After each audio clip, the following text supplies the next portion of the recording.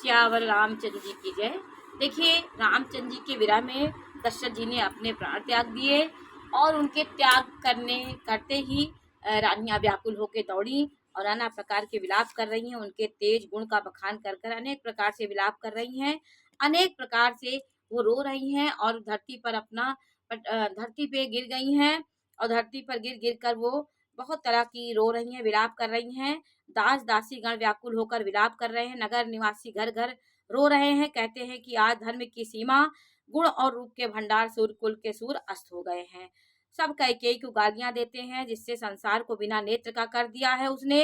इस प्रकार विलाप करते हुए रात बीत गई। प्रातः काल होते ही बड़े बड़े ऋषि मुनि ज्ञानी वहां पे आए दशरथ जी के को देखने के लिए। तब वशिष्ठ मुनि समय पर वहाँ समय अनुकूल जानकर अनेक प्रकार के इतिहास कहकर अपने विज्ञान से अनेक प्रकार के शोक दूर किए लोगों का, और लोगों को उन्होंने सांत्वना दी। उन्होंने तुरंत कहा कि तेल नाव भरी नृप तनु राखा। उन्होंने कहा जब तक भरत जी लोग नहीं आ जाते हैं, उनके तेल को सुरक्षित करने के लिए तेल नाव में तेल भरवा करके राजा के शरीर को उसमें रखवा दिया।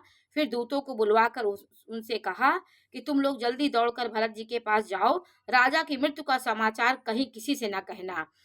इतने ही कहे भरत सन जाई, गुरु बोलाई पठवऊ दो भाई। जाकर भरत से इतना कहना कि दोनों भाइयों को गुरु जी ने बुलवा भेजा है। मुनि की आज्ञा सुनकर धावन वे दौड़ेंगे, वे अपने वेग से उत्तम घोड़ों को भी लजाते हुए चले आएंगे। ऐसे दूत लोग गए। जब से अयोध्या में अनर्थ प्रारंभ हुआ है, तभी से भरत जी को अपशगुन होने लगे हैं। रात को भयंकर स्वप्न देखते हैं, जागने पर उनके करोड़ों प्रकार की खराब खराब कल्पनाएं उनके होती रहती हैं। और वो जब जागते थे तो प्रतिदिन ब्राह्मणों को भोजन कराकर दान देते थे। अनेक अनिष्ट की शांति के लिए वो दान करते थे और रुद्राभिषेक कराते थे। महादेव जी को हृदय में मानाकर उन्हें माता पिता कुटुंबी और भाइयों का कुशल क्षेम मांगते थे।